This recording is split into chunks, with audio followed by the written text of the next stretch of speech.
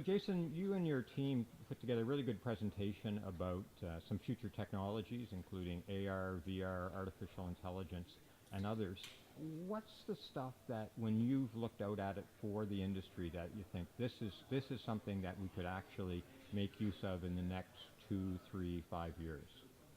Well, thank you first off for that comment. It was a lot of fun, and wouldn't have done it without the help of James Scarlett, David Biggs, Jeff Onsard. It was a great team effort. The as far as the next 2, 3, 5 years, I think that the AI is already part of our life via Google, Amazon. These companies are already going to be a part of it. Logistics is going to be a part of it. I see freight companies starting to use it, and certainly will be affected by it already. Whether the parts that we'll be doing ourselves and including in our own work and our own manufacturing would be, I do see the remote assist being an opportunity that might, in the next 2 to 5 years, become affordable and something outside the box where it's like a plug and play. Here you start with a skeleton, and you can drag and drop your own, machine and your own tech and your own, type of specific data information. So I think that's probably the first I would see. I could see sales guys and marketing getting into it, because we all want, as a salesperson, to be on the cutting edge, to show that we're a high-tech company. So I could see that being, whether it increases the real percentage of the customers that we're helping out, or whether it helps us help them better, I think is a good question.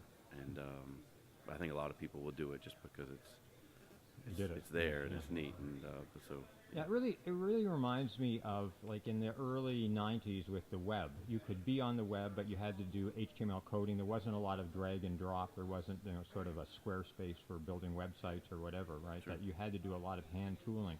And you were talking a lot about that today, that there aren't a lot of, for this industry, a lot of plug-and-play solutions, that there's a lot of grunt work, there's a lot of code, there's a lot of thinking and building and spending to make it happen, right? Sure.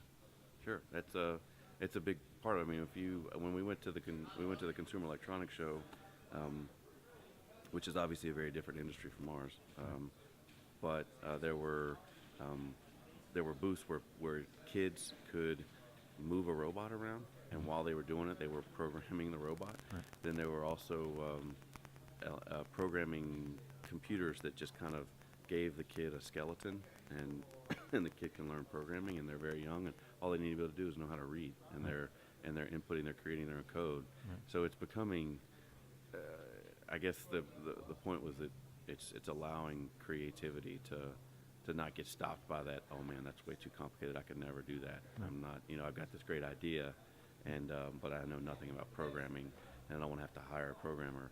Now there's the outside the box tools that can help you do more plug and play. But in terms of the tech we talked about today, the AI and the VR and the AR, they're getting there, and there's obviously some people saying they've got it. I just don't know if it's the right got it for our industry just yet, but it's close. Right.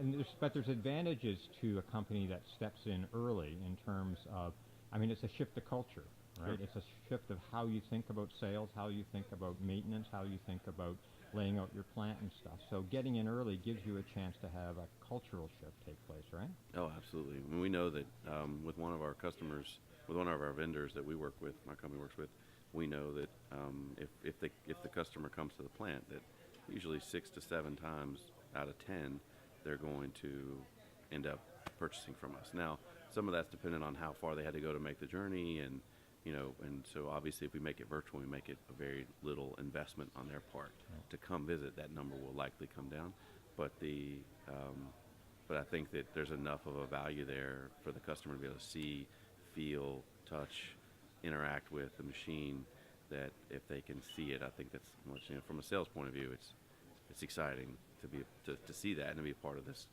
to see the cutting edge of that and to be a part of that. But I think that we're still, again, it's still, for the companies that are going to be those early adopters and going to say, hey, we're going to make this happen, it's going to be a pretty good investment right now. Right. So. Okay, well, thanks for looking out ahead for us. Yes, sir. Okay. Thank you, Wayne.